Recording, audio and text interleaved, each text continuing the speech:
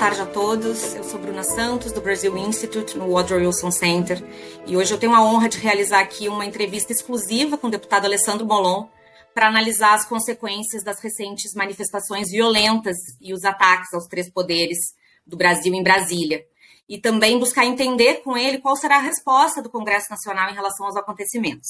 Essa entrevista ela faz parte do nosso projeto, Brazil 100, que é dedicado a analisar e a interpretar os primeiros 100 dias do governo recém-eleito no Brasil.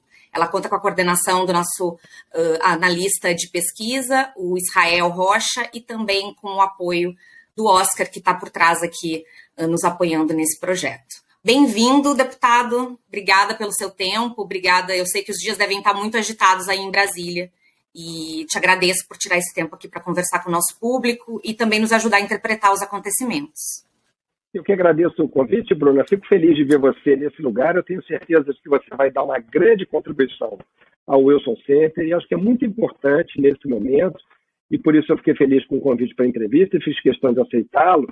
É muito importante que os congressistas norte-americanos, especialmente, e o povo norte-americano, possa compreender os últimos acontecimentos trágicos aqui no Brasil e, eventualmente, avaliar possíveis repercussões ou consequências nos Estados Unidos e de que maneira aquilo que aconteceu recentemente nos Estados Unidos também está relacionado àquilo que aconteceu aqui no Brasil nos últimos dias.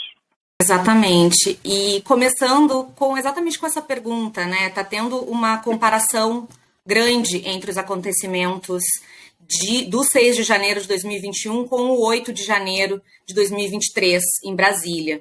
Você vê paralelos? Existe coincidência ou não na política? O que você acha que há de semelhanças e diferenças entre esses dois ataques? Eu não tenho nenhuma dúvida de que se trata de uma tentativa de copiar aquilo que aconteceu no Capitólio em 6 de janeiro, 2 anos atrás. Na verdade, uma tentativa de copiar que acabou sendo ainda pior do que os acontecimentos originais no Capitólio. Infelizmente, o ex-presidente da República Brasileira, Jair Bolsonaro, ele tem como parâmetro e como uma espécie de referência tanto o ex-presidente dos Estados Unidos, Donald Trump, como também Steve Bannon, o seu ideólogo. É uma referência e é uma fonte de contatos e orientações que, por muitas vezes, se viu o ex-presidente da República do Brasil consultar. E a própria manifestação de Steve Bannon nas redes sociais, no dia dos trágicos acontecimentos no Brasil, mostram a sua aprovação àquilo que aqui ocorreu e sugere uma aproximação entre ele e o ex-presidente da República do Brasil, Jair Bolsonaro. Aliás, Bolsonaro, nesse momento, até onde se sabe, está nos Estados Unidos da América, está na Flórida, e para lá também viajou recentemente o ex-secretário de Segurança Pública do Distrito Federal, onde ocorreram os trágicos atos, Anderson Torres. Portanto, há uma série de fatos que é muito estranho que sejam coincidência, não é? E que chamaram a nossa atenção. Nós acreditamos que os eventos do último domingo aqui no Rio de Janeiro, aqui em Brasília, perdão, Rio de Janeiro é a minha cidade, a cidade em que moro, mas nesse momento eu estou em Brasília, na capital federal. Os últimos acontecimentos aqui em Brasília, a nosso ver, são uma versão piorada daquilo que aconteceu no Capitólio. Porque aqui, além da invasão do Congresso Nacional, invadiu-se o Palácio do Presidente da República e invadiu-se também a sede da Suprema Corte brasileira. Portanto, os três poderes foram atacados, houve muita depredação. Há pouco tivemos a notícia de que a Câmara dos Deputados avalia em cerca de 3 milhões de reais os prejuízos causados, portanto, algo de cerca de 600 mil dólares, apenas na Câmara dos Deputados, sem falar nos outros palácios, no Palácio da Justiça e no Palácio do Poder Executivo Federal. Mas o custo físico desse concerto é ainda menor do que o custo simbólico daquilo que representou de grave ataque, de ameaça à democracia, essa invasão. Não se trata de uma manifestação, nós estamos classificando aqui como terrorismo e golpismo, uma tentativa de golpe de Estado que, felizmente, fracassou e a democracia venceu. Uma diferença importante entre o 6 de janeiro norte-americano e o 8 de janeiro brasileiro é o fato de que Bolsonaro já não estava mais na presidência da República, diferentemente dos Estados Unidos, onde Donald Trump ainda estava no exercício da presidência, não tinha passado a presidência da República para Joe Biden. Essa é uma diferença importante, porque se esses eventos tivessem ocorrido antes da passagem de faixa, da passagem da presidência da República, eu não sei se eles teriam terminado com a vitória da democracia e a derrota dos golpistas. Talvez o resultado tivesse tragicamente sido outro. Exato. E, bom, já não havia ninguém em Brasília, né? Ninguém, eu digo ali, tendo reuniões dentro do Congresso ou da Suprema Corte. O objetivo, o dano foi, sobretudo, físico, mas também objetivamente simbólico. Não houveram pessoas feridas, exceto jornalistas que foram atacados. Mas sim, sem dúvida, o ataque aos três poderes demonstra um ataque não só que vai além do governo Lula ou da pessoa dele, da chapa Lula-Alckmin, é um ataque ao Estado brasileiro. Uma pergunta bem objetiva: a lei brasileira hoje reconhece o ocorrido e pune o ocorrido como a imprensa brasileira vem definindo, que é como terrorismo, ou isso tem uma interpretação diferente? Tecnicamente, não. Tecnicamente, a lei brasileira não classifica esses atos como terroristas, né? Porque quando, da aprovação da lei do terrorismo, entendeu-se que, para que fosse tipificado o crime de terrorismo, era necessária uma motivação discriminatória, xenofóbica ou religiosa. O que, ao menos do ponto de vista da religião e da xenofobia, não parece ser o caso, né? Mas houve uma tentativa de golpe de Estado e isso talvez leve a uma modificação do próprio texto legal, né? Porque, na verdade, o Brasil nunca tinha experimentado isso. Nós nunca vimos isso acontecer. Já houve uma série de mudanças de governo, com alternância de poder, de partidos que eram frontais adversários, e nunca havia ocorrido isso, né? Da mesma forma que também na sólida democracia norte-americana também nunca tinha se visto nada como o 6 de janeiro, não é mesmo? Então, a legislação brasileira não estava preparada, eu acredito, adequadamente preparada para lidar com esse fato. É claro que esses crimes eles se encaixam em outras definições de crimes, mas tecnicamente não na definição de terrorismo como estipula o texto legal.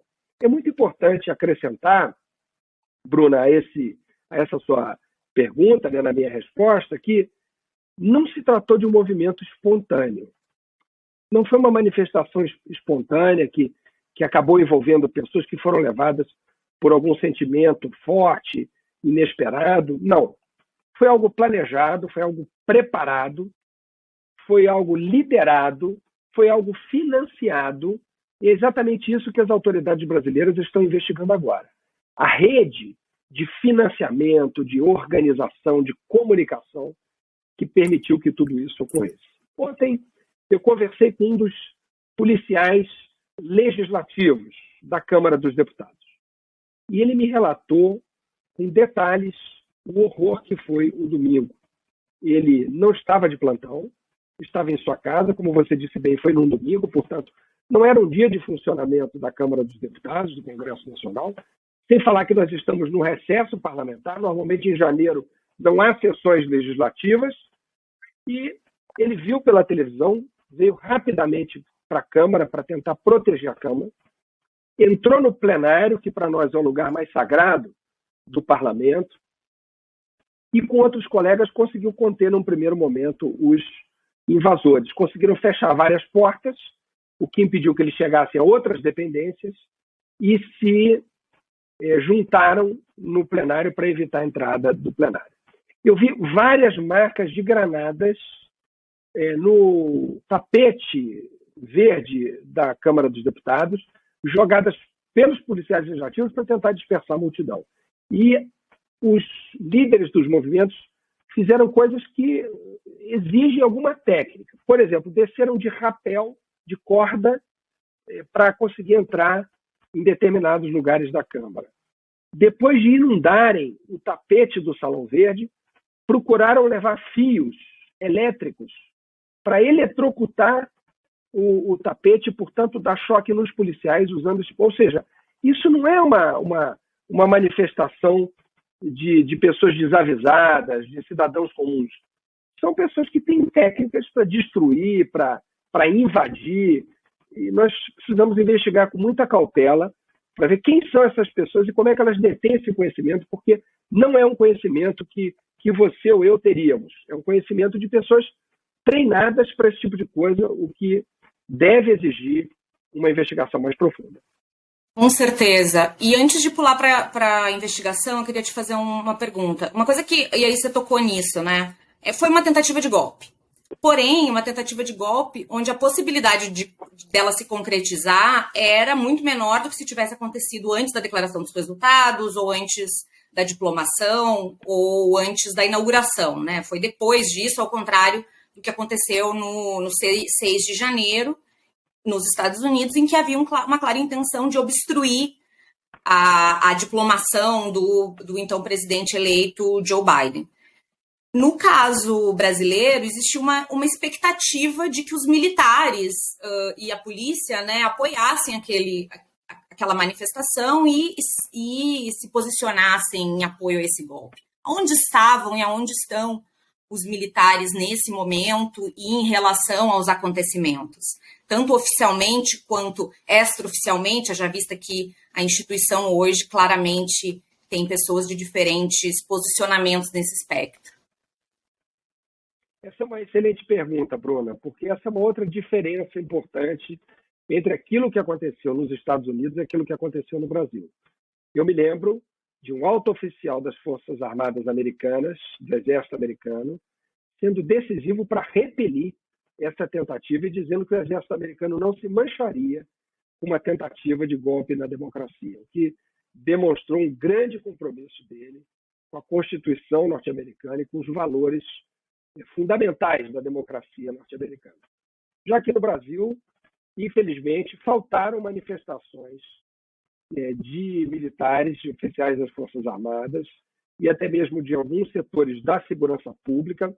Por exemplo, aqui no Distrito Federal, o comportamento das polícias do Distrito Federal foi um comportamento muito estranho, que merece, que precisa ser investigado, o que deixa uma dúvida sobre como de fato viram esses atos golpistas, né? Se viram com repúdio ou se uma parte, pelo menos, torcia para o seu sucesso. Há vários vídeos circulando de policiais tirando foto com os manifestantes, ou abrindo passagem, ou escoltando, ou com a própria mão convidando para que entrassem, por exemplo, em locais do Congresso Nacional, né? Então, há aí uma suspeita de que uma parte das forças de segurança tenha sido omissa, talvez dolosamente, talvez de propósito, o que precisa ser investigado. Não é possível afirmar cabalmente isso, mas há indícios fortes de que isso tenha ocorrido, e também de um certo silêncio das Forças Armadas que nos causou também uma certa estranheza e preocupação. Eu acho que teria sido importante que vozes militares tivessem se erguido para repudiar o que houve e que também tivessem retirado da frente do quartel-general do Exército em Brasília aquele acampamento que já não fazia mais nenhum sentido. Quer dizer, as pessoas têm direito de ir e vir, mas não necessariamente de permanecer em locais que não são autorizados ou permitidos. Né? Perfeito. E por falar em investigação, tanto dos que estavam lá, que estão sendo identificados, quanto dos que foram, pelo menos essa é a hipótese, como você mesmo falou, coniventes com os acontecimentos, incluindo aí uma parte da força policial, inclusive do Distrito Federal. O presidente Lula afirmou no seu discurso que as prisões precisam ser exemplares. Então, na sua visão, como devem seguir as investigações e as acusações dos atos do domingo? E também como você espera que o Congresso hoje reaja em relação aos acontecimentos e às investigações e o que vem por aí em relação à investigação de responsabilidades e talvez a conformação de uma comissão. Queria te ouvir a esse respeito. Ainda na noite de ontem, a Câmara dos Deputados aprovou a intervenção federal na segurança pública do Distrito Federal, portanto, foi nomeado pelo presidente da República o secretário de Segurança do Distrito Federal por um mês, até o fim de janeiro, para ser mais preciso, e hoje essa mesma intervenção foi aprovada, hoje de manhã, no Senado da República. Portanto, essa foi a primeira reação do Poder Legislativo. O Poder Judiciário tem sido muito duro, muito corajoso. Inclusive, o ministro do Supremo Tribunal Federal, Alexandre de Moraes, determinou o afastamento do governador do Distrito Federal por 90 dias do seu cargo, para que as suas ações e omissões sejam investigadas, sem que ele possa interferir nas investigações. O Poder Executivo Federal, o presidente da República, nomeou interventor, baixou o decreto com a intervenção na segurança pública do Distrito Federal e prossegue as investigações que estão sendo conduzidas pelo Ministério Público e pela Polícia Federal, pela Polícia Rodoviária Federal, dos envolvidos e dos participantes e dos financiadores desses atos. Foram presas muitas pessoas. O último número que nós tínhamos é de quase 2.000 pessoas que terão sido presas, estão sendo identificadas e soltas e que serão adequadamente investigadas e processadas. O ministro da Suprema Corte determinou que todos os hotéis de Brasília fornecessem o nome das pessoas hospedadas na capital durante o fim de semana e também está tomando outras medidas para a identificação dos financiadores. Ainda há poucos minutos, o Ministério Público pediu o bloqueio das contas pessoais do ex-presidente da República, Jair Bolsonaro. Portanto, há uma ofensiva e eu diria até há um desejo de que, por parte do mundo político brasileiro, de que Bolsonaro seja obrigado a voltar para o Brasil para responder pelos seus atos e também para ser investigado pela eventual participação, pelo eventual apoio a esses atos. No fim do domingo, ele condenou as depredações, mas tudo que ele fez antes do domingo foi estimular uma reação ao resultado legítimo das urnas, sobre o qual não há qualquer questionamento sério, a não ser uma tentativa de negar o resultado para impedir que a vontade do povo seja respeitada, que a soberania popular seja reverenciada pelos poderes constituídos. Essa ação do domingo uniu ainda mais os três poderes.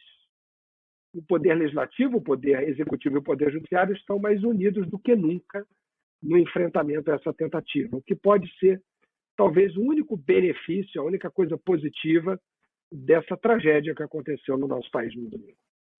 É difícil enxergar benefícios nesse cenário horroroso, mas você acha também que talvez opositores moderados ao atual presidente Lula possam também hoje se unir e isso acabe fortalecendo politicamente o atual presidente?